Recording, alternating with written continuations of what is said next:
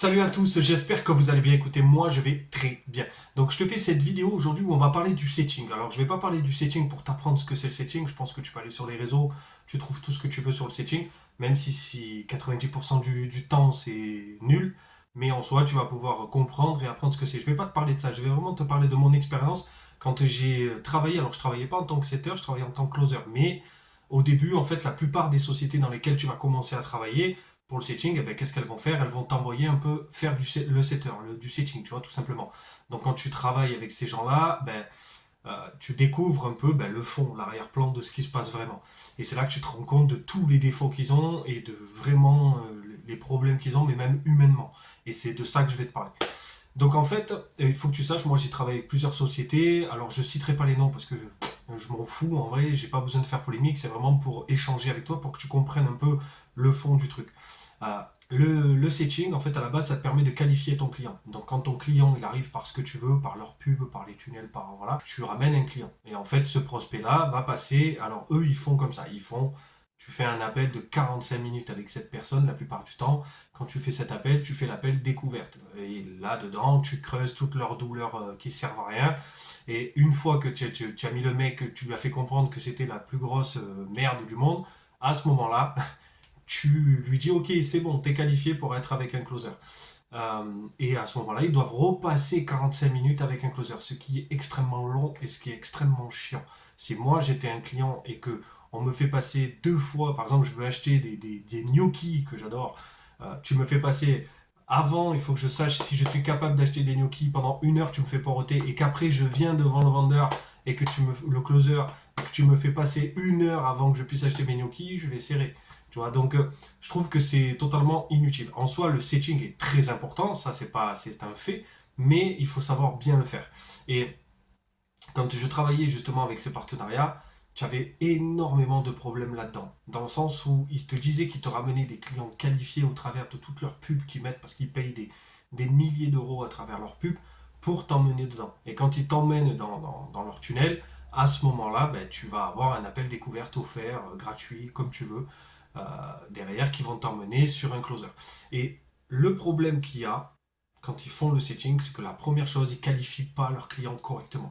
Quand tu fais du setting, tu dois vraiment une approche différente, tu vois. Et c'est vraiment essayer de qualifier ton client. Il est là pour essayer de voir ce que tu vaux et ton produit.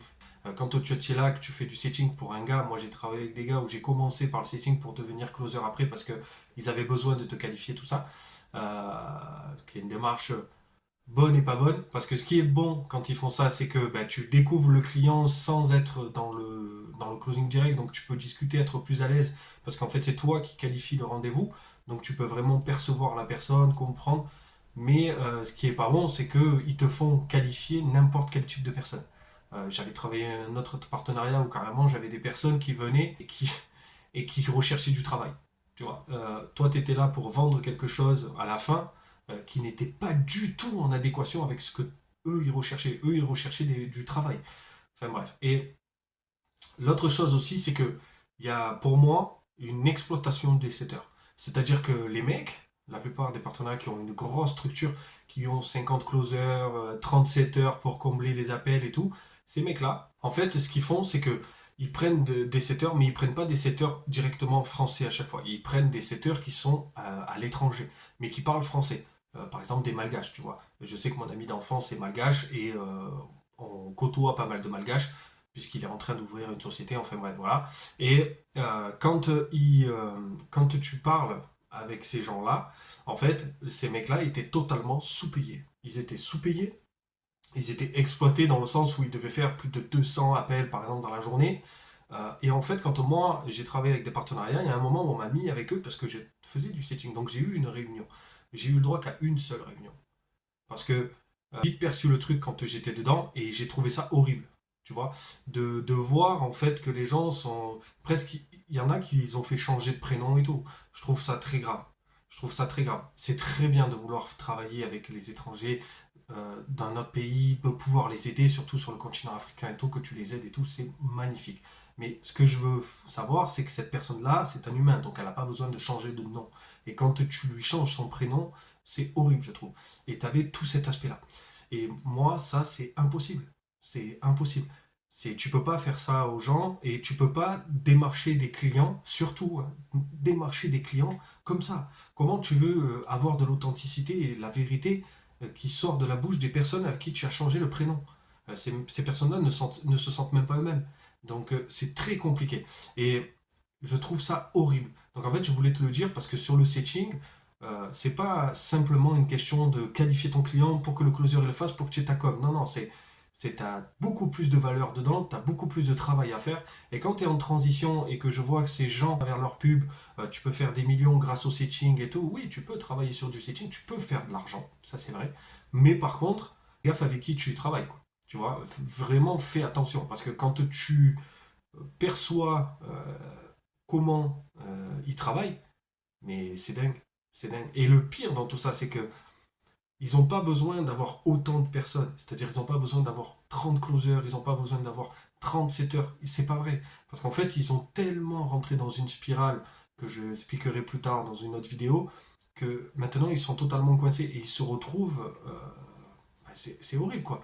Et voilà, quand tu prends des personnes d'un autre pays, ils font un travail comme tout le monde. Alors, s'il est bon, il reste. S'il est pas bon, il s'en va, tout simplement. T'es pas obligé de lui changer son prénom, t'es pas obligé de le sous-payer, t'es pas obligé de l'exploiter parce que cette personne-là a besoin d'argent, tout simplement.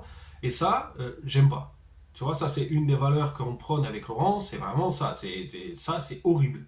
C'est horrible, et si on rencontre des gens qui font ça, je te dis que vaut mieux pas qu'on les rencontre, quoi. Tout simplement.